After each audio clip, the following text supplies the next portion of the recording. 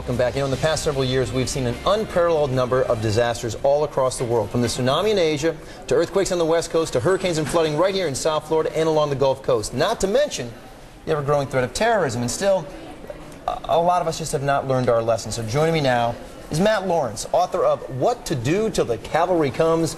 And Matt, it just seems like after all we've been through, even in our area, that we keep saying how there are a lot of people who do not have a plan in place yet. And I think our figure here in South Florida is about 30% of the people don't have anything in place. This is some serious stuff we got going here, so you're the man to talk to. What, first and foremost, are we going to be discussing here on this table today? Well, supplies, it looks like? Yeah, supplies. We're going to be talking food, water, and shelter.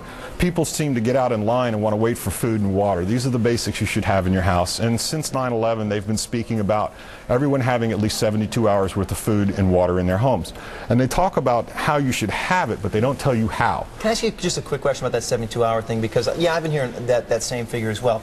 Does that mean, okay, let's just say we've had, like, you know, a huge tidal surge, okay? Mm-hmm. And, you know, we're all, like, you know, it's conceivable we could all be hanging out on our rooftops, okay? It happened in New Orleans. Sure it did. But you mean to tell me it's going to be, we have to hang there for, like, 3 days, just about? It could be 3 days or longer. Just do the math and think about it. If you've got 100,000 people that are displaced, or even 200,000 people, what's it going to take for the government to come in and pack up food and water for all those people and to give them a week's worth of food? It's much easier if you take the responsibility for yourself and give them the lead time to come in. Okay. Now, what sort of research did you do? Because you put together your own little guide here. Mm-hmm. What's your research behind all this? Well, I've been in, I did rescue flights back in the early 90s with Freedom Flight International, and disaster preparedness and management's been sort of a thing that I've been involved with for a while.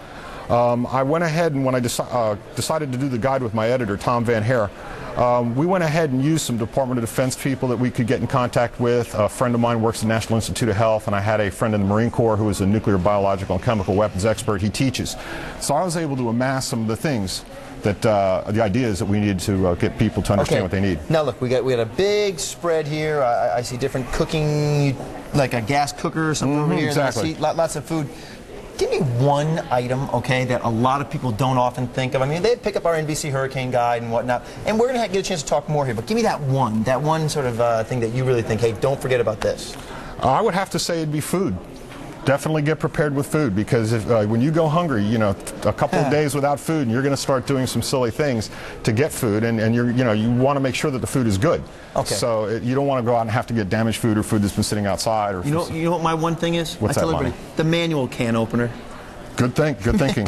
Okay, let's talk me through some of the food here. Absolutely. The hottest thing that's come out lately has been this APAC product. Here, I'll get out of the way. Sure, thanks, Lonnie. And you may want to hold that too. Careful, that is hot. This is the hot thing. This is already stuff. Just cooked in a box. That's been cooking in the box. That's the amazing. company that manufactures this product right here is Ameriqual, and Ameriqual makes the MREs for the military. They're the largest producer. They came out with a civilian product this year. Now, Ameriqual also packages foods that we see in the grocery store every day. Okay. All of this is MRE technology. These foil pouches are really retort pouches. They've flown in space for many years. They were designed by NASA. The newest thing out now is shelf-stable food. When they talk about shelf-stable food, which is what this is, the spaghetti and meat sauce or beef stews or anything that you see are actually the same products that you're seeing come out in these bags. They've even come up with the Miami product that I love, the chicken with black beans and white rice. Hey, but now is the shelf life, I'm guessing, is probably going to be longer in something like this? It's longer in this because the individual components are packaged in such a way that they're better preserved.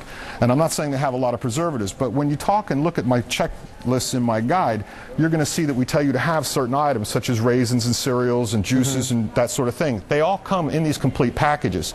So what you can do is by simply getting 12 of these meals, you set yourself up for a good amount of time, and the caloric intake on these roughly 11 to 1,300 calories. So the meal's going to last roughly to 2 meals as opposed to the military, which are 2,500. Okay, now I'm noticing baby wipes right here. What does this have to do with when they talk about water and usage of water, they tell us a gallon per person per day, and they're including cleanup in that. Personally, if you're going to use water to clean up with, you're wasting your drinking water. So baby wipes will work equally as well. Okay. And you can clean up with them very nicely. I like the big round containers that have 300 or 400 in them. They actually pull up real nice, and you can use those for an extended amount of time. And you limit your water to individual servings too, so that way you don't open a gallon jug and spill it or waste it. I use gallon jugs for cooking and also for your showers. If you want to take a shower, put a gallon of jug out in the sun. It'll heat up and you'll have a nice shower. Wait, now speaking of which, I saw something over here. Yeah, this is what I was looking at. Yeah, those are nice too. You need to do a little preparation, just like with the blue jug down here, the green jug.